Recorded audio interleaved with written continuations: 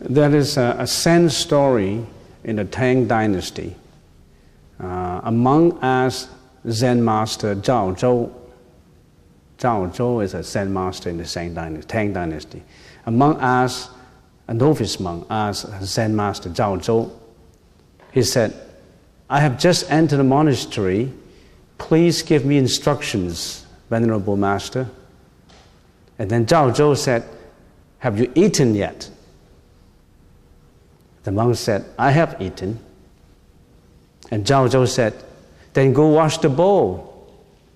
At this juncture, the monk had insight. And for those who have been here the first time, you don't know what an insight is. Briefly speaking, insight is an enlightenment, or in the Japanese language, it's a satori. In the Chinese language, it's kai wu. Although this old Zen story might seem simple, it actually conveys a very fundamental concept of the practice of meditation. The monk, diligent and inquisitive, after practicing for a long time and always in search of the better practice in meditation, he was yearning for some esoteric teaching, something abstruse, something profound, high level. He expected the old monk to tell him something that is really good, something superior, something he hasn't heard of before. But Zhao Zhou said, "Go wash the bowl." This remark brings him down to the simple and daily chore of the practice. When you finish eating, don't you have to wash the bowl? Just be mindful with the reality of your ordinary daily life. Why are you still looking for something beyond of you? You should be looking for something that is close to you. You always think that there's better things beyond. Many people, especially people who study philosophy, literature, religion, Eastern religion, humanities, they think that meditation is only to be found in spiritual experiences, in enlightenment glimpses, in mystical encounters. Some even think that meditation is in search of supernatural power. You get supernatural power in meditation if you achieve a certain higher level, but that's not the objective of meditation. Anything mystical they think would open the spiritual world for them, but actually the essence of meditation is not just in its philosophy and in the sitting itself, but also in the context of regular and disciplined daily chores of the practitioner. We must live the experiences instead of just talking about it. We have to live through it. I remember in the 7 days meditation retreat last year, not too long ago, sometime in May, the 7-day meditation retreat that we have in here, someone came up to me and he said, "Venerable, it's not fair. We are coming here for meditation retreat, trying to get enlightenment, and now we have been given chores to do. We have to wash dishes, mop the floor, and prepare food. And why are we assigned these duties? Are we not coming to enjoy it ourselves? Why do we have to do all these duties? And also, it's not fair. Some groups are given less work to do, and we're given more work to do. It's not fair. I don't feel happy about it." But remember when Master Zhao Zhou told the novice monk, "Go wash your bowl," he implies that meditation is not just spiritual contemplation. Part of the Zen practice is to be mindful of what you are doing in your daily routines, paying full attention to the body and its physical movement. You have been taking everything for granted. You have been taking breathing, for example, for granted until you can't breathe anymore. Why are we concentrating on the breathing? Meditation is not just gently and quietly sitting down, relaxing yourself. Meditation is physical. It's work. It's work of enlightenment. It's just not slacking off and not doing anything. It's physical. Remember when Lee introduced it? The 3 adjustments of meditation. The first adjustment is adjustment to the body posture. How do you cross your leg? How do you breathe? Where do you put your arms and your hands? How do you cushion your spiral or posterity? All this is physical. You think you can stay away from physical and just being intellectual and you learn everything about meditation? Breath is the object of meditation. But you cannot ignore the environment surrounding your breath. In other words, how can you study the world by alienating you from the world? Your breath comes from your body.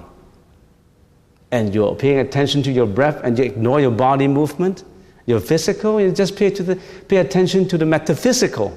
Some people like metaphysical, above, matter is above. They want to be metaphysical. The monastic life, especially in ancient China, and now, of course, it still applies, the monastic life maintains a balance between both the spiritual and the physical aspect of the practice.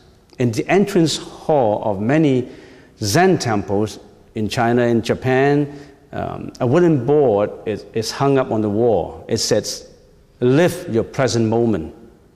Live your present moment. Look under your feet. Know where you are standing. The very moment where you are standing.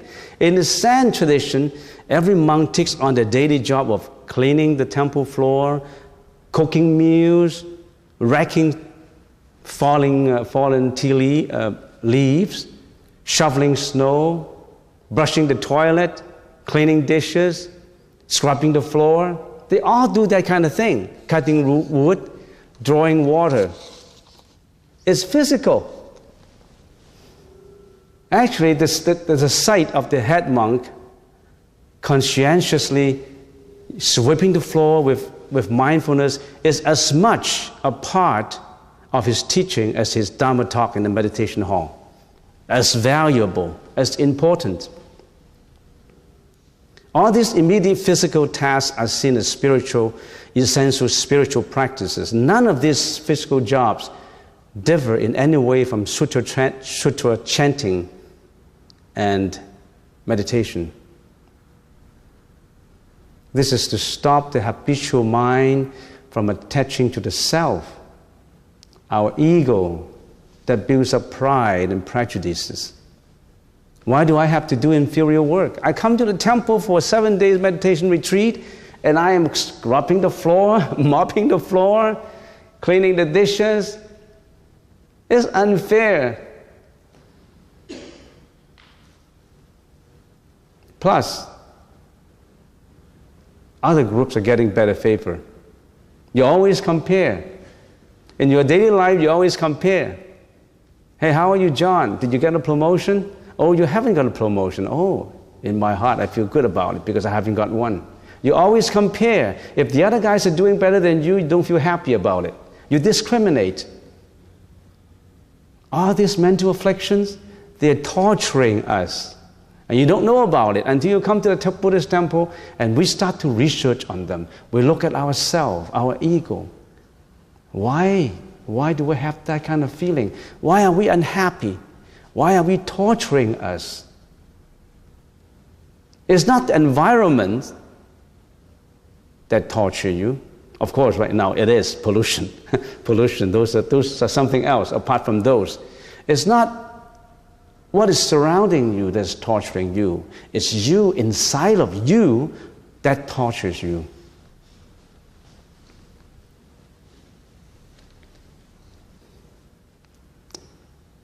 In ancient China,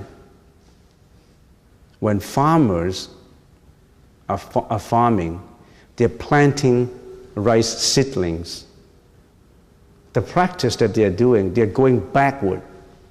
When you plant seedlings, rice seedlings, people would imagine that you always go forward, right? You plant a seedling and you go one step and you plant another one, you plant it in rows. And by the time you go forward, you have everything done. But in ancient China, farmers are doing it the reverse. They plant backward. They take a rice seedling and they plant it on the soil and they move back, plant it, move back, and plant it and move back. By planting backward, the more you go back, the more fields you got covered. Going backward, stepping back, is actually, in fact, an advancement. Being humble in every step backward is a step forward. Don't you know about that? So doing menial job, washing dishes, mopping the floor, doing something trivial, you think that is unimportant. That is extremely important. That washed away the cloudiness of your ego. That helps you to be humble. Every movement, every step, everything you do, if you do it with dignity, with honor, it's the most beautiful thing in the world. You're taking a bowl and you scrub it down clean, every movement of your hands, the finger movement. Isn't that our dignity? It's not low level. It's not inferior. Do you think a labor job is inferior? One of the good things about North America, we always crown labor. We don't look down on labor. Maybe, I don't know if you know about it. I come from Asia. Asian people still downgrade on labor jobs. They think the officials, the higher levels, are always doing the intellectual jobs. All those cleaning and washings, they are left to be for the uneducated. In North America, it's not the same. That's why we're prospering. We don't discriminate that much in that aspect. Of course, we discriminate in many other things. And again, we can't be very superior in where we're standing, despising the Asians for not recognizing labor. There are many things that every country has its pros and cons, of course. To be mindful of the body and all its details, to be present with the body in its physical chore, the housekeeping, the cleaning, and all other menial duties, this is the practice to teach you to be mindful and humble. If you disdained this kind of work, not only have you forgotten the essence of meditation, you are actually get hung up with the attachment of your own ego. And your ego, my ego, everybody's ego, is the source of suffering. The faith mind maxim, there is a gutter, a long poem. We call it in the Chinese language, it's 信心明生灿.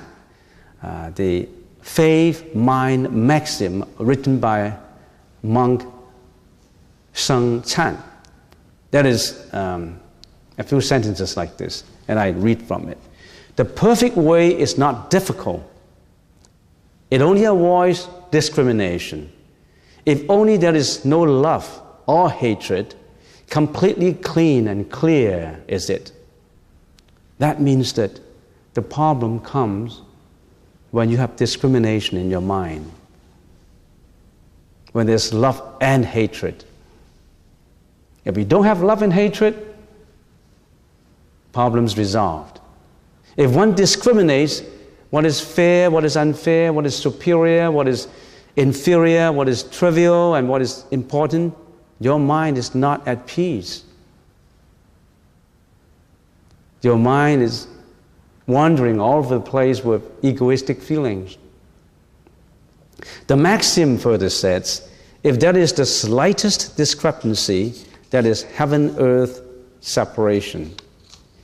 If you want to realize it presently, there should be no liking or disliking. We have lectures on this before. The faith-mind maxim. That's about 4 years ago. Is that 4 years ago? For the faith-mind maxim. Huh? Huh? Huh? Oh, 7 or 8 years ago. Yeah, it's, if there is no liking or disliking, it's always good to bring up, to refresh our memory. Sometimes it's easily forgotten. If there is no liking or disliking, the world changed. Liking and disliking, love and hatred have brought a lot of problems to the world, to the individuals, to the families, to the societies, and to countries internationally. Love and hatred, that's the source of wars, genocide, killings. All this is because of love and hatred. Family problems, divorces, broken homes starts from love and hatred. I remember I read a story. There were new couples, wedding, everybody went to the wedding for celebrations. And after a week, the couple lived very happily. And one day the wife said, I read a magazine and it says that it would improve human relations if we know each other's flaws, weaknesses. So the best way to resolve it is maybe I'll write my weaknesses, I'll write your weaknesses down, and you write my weaknesses down. So then you know my weaknesses and I know your weaknesses, and then we can start to improve on them. And there will be no relationship problem. We'll stay on forever. We love each other so much. Proposed by the wife. And the husband said, oh, good. That's what the psychologist said. So let's write up, I'll write up your weaknesses and you write up my weaknesses and let's improve on them. So the wife went on and write up 3 pages, a list of all the weaknesses of the husband. 3 pages. And of course the husband on the other side also wrote up the wife's weaknesses. And 1 week later, Sunday morning, he went to the breakfast table at home and they started to take out a paper. So the wife took out the papers first. 3 pages, long list, legal size. And the wife started to read it out. No, this is not right, this is wrong, this is your habit, all this, all this, all this. And the wife glanced at the husband and she can see tears in the husband's eyes. And then it comes to the husband's turn to produce the pages of the wife's weaknesses. And the husband produced 1 page. It's all blank. And the wife said, how come yours is blank? And the husband said, when I get married with you, I take all your shortcomings. I know them. I live with them. I understand them. I like the way that is. I know you will change. That's my love. I like the way you are. No discrimination. The wife was all touched and moved. That's a good example for couples in here. So, when the mind settles in humbleness, discrimination comes to rest. Once a novice monk asked, what is Buddhism? A novice monk asked, what is Buddhism? The teacher answered, it is right in front of your nose. Do you know it? It is so clear and ready that it is very close to you. What is close to you? What is closer to you than your own nose? But because it's so close to you, you don't realize it. You take it for granted. You always think that the truth is to be sought far beyond you. You have a candlelight in front of you, and you are still looking for fire to cook your meal. If you know that the candlelight is fire, then the meal would have been long cooked already. You don't know that the candlelight is fire. Trying to understand the spiritual side of the world, of course, does not mean that you have to alienate yourself from it. And the Buddha's teaching offers a path to transcend materiality. Why are we talking about material life? Everything we do is related to material life. Mopping floor, washing dishes, cleaning, and all that, spiritual, intellectual, physical, everything relates to the material world. The Buddha's teaching offers a path to transcend materiality, but it also opens and deepens the material world, revealing its inner riches. You can't get away from the material world to understand the material world. This is accomplished by living the material world with wisdom and compassion. Being present with and respectful of all material things as if each and every one of them were a sacred object. When you do that, you will see that the material world is not what it appears to be. You will see the truth, what it really is, free from discrimination, liberated completely out of your habitual mind. We always think that the material world is superficial and mundane. Actually, what is superficial and mundane is not in the material world itself. It's your habitual view of the world. Our view of stereotyping and labeling everything. This is good, this is bad, this is ugly, this is love, this is hatred. This is mopping the floor, this is cleaning, this is dirty, taking out garbage. Nobody wants to do it. You always discriminate. To see the material world as it really is to recognize this non-difference from the highest spiritual reality.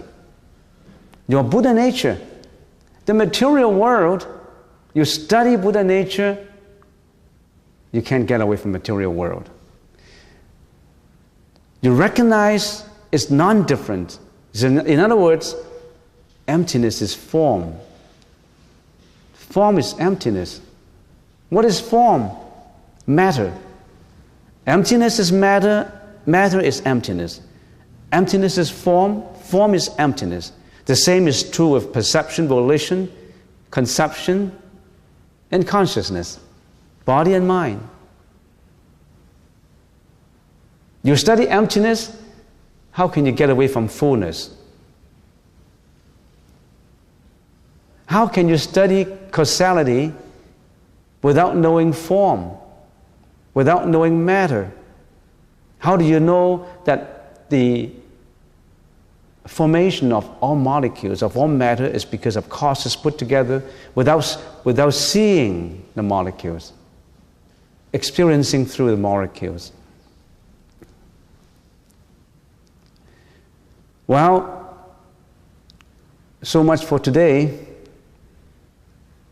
What we have to do is, maybe in the future 7-day retreat, we know that all the discipline that we do, all the housekeeping chore, cleaning, scrubbing floor, mopping, preparation for food, actually in monastic life, we do everything with the strictest formalities and dignity. Even in eating, we have formalities in eating. We have to chant before we eat. We have to prepare the food, and all these preparations, this chanting, these formalities that we go through is part of the meditation practice. It's not away from it. It's not secondary. It's as important. As I said, the sight of the abbot of the temple mopping the floor is as valuable as the speech and lectures in the Dharma hall. There's no difference